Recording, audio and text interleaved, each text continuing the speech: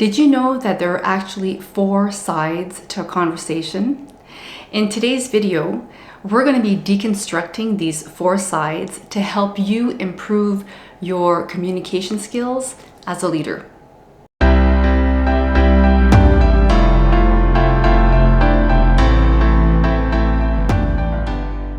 Hi everyone, I'm Daphne Walbridge and welcome to Leadership Journeys.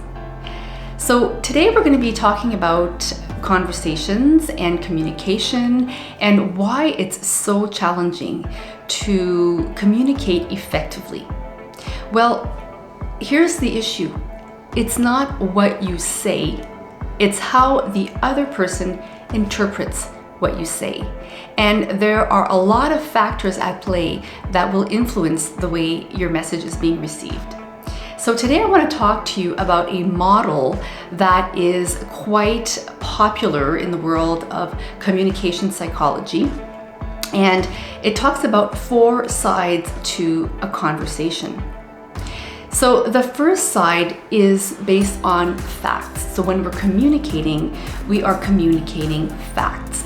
Could be dates, times, events, something that is concrete, that is really objective, and that, is clear and simple. The facts.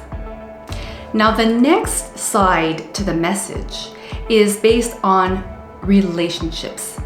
So the way the communicator is sending out their message also signals to the other person subconsciously how the communicator is perceiving the receiver.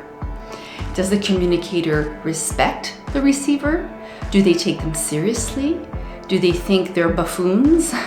Do they think that they have credentials, respect, gravitas, or not?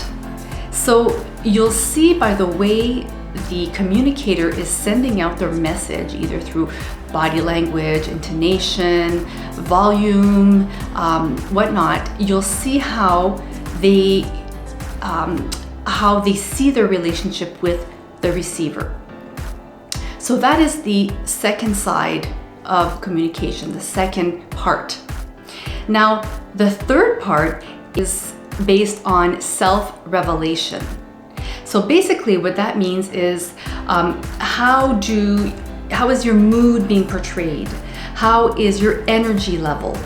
How is your focus and your presence? So when you're communicating a message, are you communicating it with a certain stance, a certain posture? So for example, if you're communicating something that is highly critical, highly important, are you slouching over? Do you have low energy? Or are you focused, good posture, grounded, and does your posture, your self-revelation, does your self reveal how you want to be communicating? Does it match? Does it align? So that is the third part of the square. And the last part of the square of communication is the appeal. So the appeal is what you're looking to achieve. Your the idea behind your communication, your objective, what you want to accomplish or make someone else do or motivate or spring into action. So you want people to move, you have an objective, so you are going in there and you want to achieve something. So these 4 sides to a conversation, which are the facts, which would be the relationship, which would be self-revelation, and which would be appeal, are all part of the grand message you're sending out and what the receiver is receiving. Now you can see that this can become complicated because the person is receiving something. So let's take a concrete example. Let's say I'm saying to someone else, so to you, how can I help you? I want to help, right? So that's the message I am sending out. Now, if you are, so that the fact base is simple. The fact is that I am telling you that I want to help you. Clear. Now, relationship-wise, you might be thinking, okay, well, he might, or you might, or I might, you might say that, oh wow, that person is thinking that I am incompetent, and that my relationship with that person is not at the same level, that I'm at a lower end of the hierarchy, and that I need somebody to come and save me. That is the relationship. That could be what you are projecting onto this conversation. So that would do a downward spiral. You see how right there with that second side of the conversation, you see right there where it can come down and it could crumble, okay? Now, let's look at the lens of self-revelation. When I'm saying, can I help you? The other person might see it as, wow, you're revealing to me that you feel superior to me, that you feel more competent than me.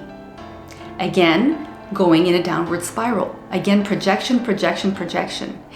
Or, if it's on a positive note, they might say, oh wow, they want to mentor, they want to support. So they're seeing us as equals, they're seeing us as collaborators. So that's the revelation that is coming out, where they are revealing that they feel that we need to keep growing together. That's the revelation. And that I'm worthy of their time. So you see how, again, the message can be mixed. Now, lastly, appeal could mean that, okay, now you want to achieve something, you want to get things done. So you are jumping in. I can be seeing this message as, I can be interpreting this message as, okay, I'm not moving fast enough. You want to get things done, so now you're jumping in, and whether or not I like it, this is how I have to deal with it, and I have to jump on board with you and get things going, because the appeal is, can I help you? But really, you're asking me to step aside so I can do this. So that could be, again, the downward spiral, or it could go on the other way, saying, okay, you want to get this done, we're going to work together and we're going to accomplish this. But either way, if you look at the four sides of a conversation, it all lands with the receiver. So you can have the best intentions, and if the receiver is catching your message and distorting it through their lens and seeing it with their baggage and with their experience, then it's very, very difficult to do things right, to communicate effectively. It's almost a losing battle. So what can you do to counter this? Well, there are three ways you can counter this, and you can help clarify the communications to move forward. The first one is to say, okay, what did you understand from what I just asked you? Simple. What did you understand? What can you take away from what I just mentioned? And then the other person will say something, and then from there you can go deeper and you can clarify. That is one way of doing it.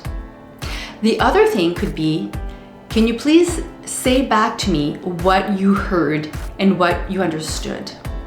Again, allowing the person to go deeper, where you can clarify things and make sure you iron out any misconceptions. And the third way is to simply ask, what is it you heard when I asked you, do you need any help? And then you let the person continue.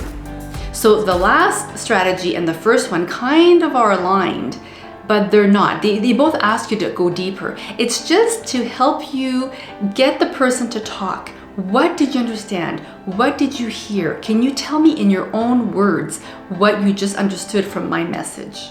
How did you interpret what I just asked you? Basically, that's what you want to get down to brass tacks. You want them to clarify in their own words how they interpreted this message. So there's always going to be a dominant ear. Some people are mostly based on facts. A lot of people are based on relationships.